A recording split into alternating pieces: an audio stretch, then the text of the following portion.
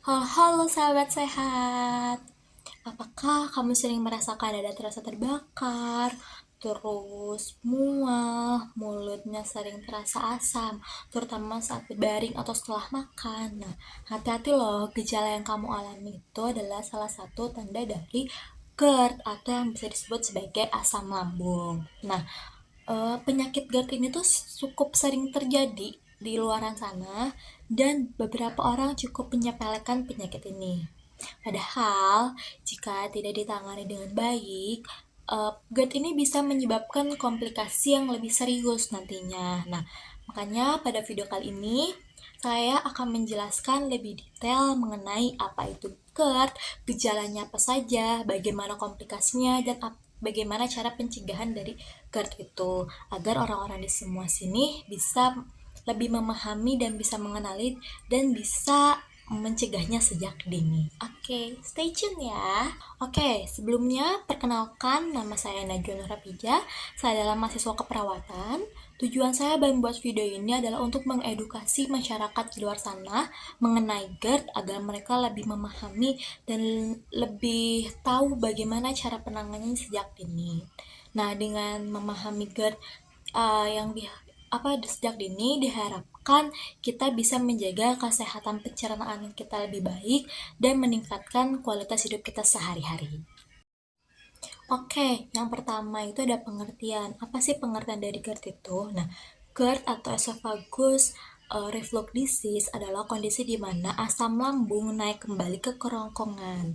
Nah, atau ke esophagus gitu. Nah, secara normal di bawah itu ada katup otot bawah atau yang bisa disebut sebagai sphincter esophagus bawah yang berfungsi untuk mencegah atau menutup agar si asam lambung itu tidak naik ke kerongkongan. Nah, namun pada kasus GERD ini gitu, si otot katup bawah itu tuh dia melemah.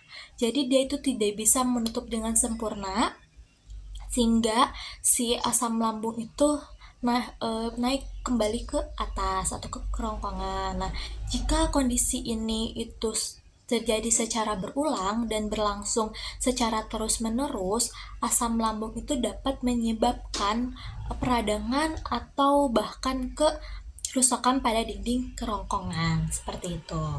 Oke, yang kedua itu adalah faktor resiko dan penyebab dari GERD itu sendiri. Nah, GERD itu dapat dipicu oleh berbagai faktor. Salah satunya adalah pola makan yang tidak teratur. Nah, atau seperti makanan tidak tepat waktu dan sekalinya makan dalam porsi yang banyak gitu. Selain itu juga banyak mengonsumsi makanan-makanan yang memproduksi lebih memproduksi asam lambungnya gitu. Seperti makanan berlemak, pedas, teh, kopi, dan juga minuman beralkohol. Nah, selain itu juga ada beberapa faktor lain, yaitu seperti kebiasaan merokok, stres yang tidak terkelola, serta berlebihnya berat badan atau obesitas. Karena terdapat tekanan pada perut bagian bawah itu dapat mendorong kembalinya naiknya kembali asam lambung gitu ke kerongkongan. Nah, juga kebiasaan langsung berbaring setelah makan itu udah dapat memperparah terjadinya GERD itu sendiri. Seperti itu. Oke, yang selanjutnya itu adalah gejala.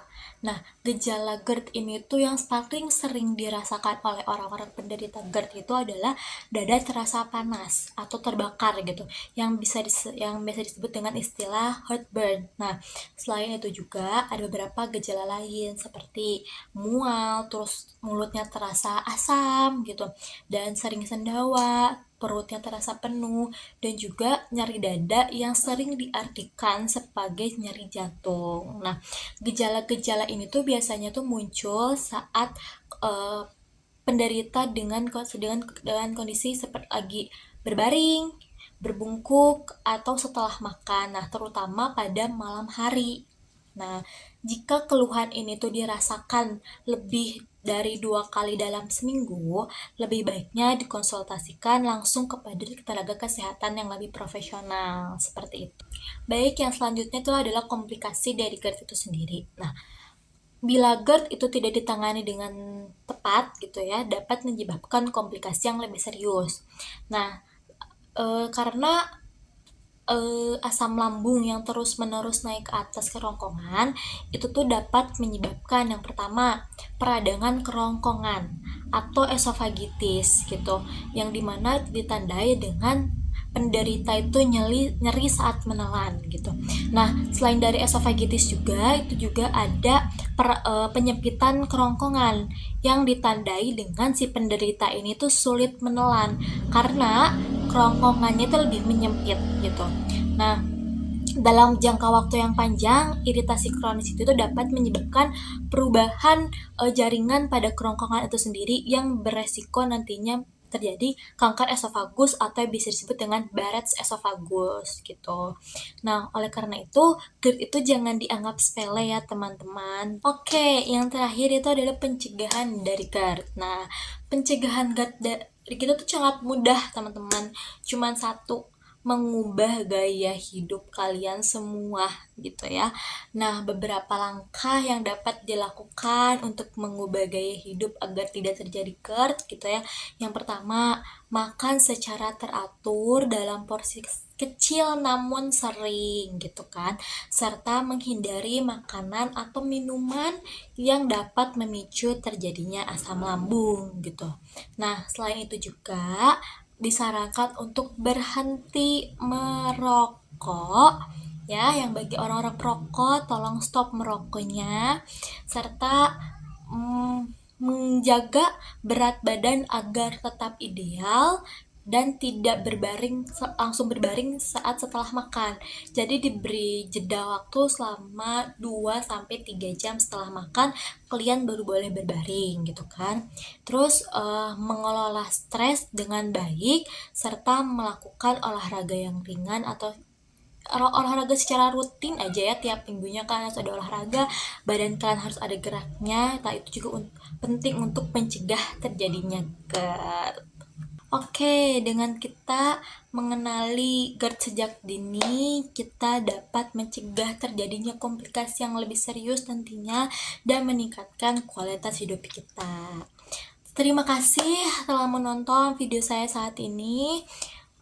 Jangan lupa selalu menerapkan gaya hidup sehat kita sehari-hari agar kita dapat menjalani hidup ini yang lebih panjang dalam keadaan sehat gitu. Terus sampai jumpa di video selanjutnya. Tetap jaga kesehatan teman-teman. Assalamualaikum.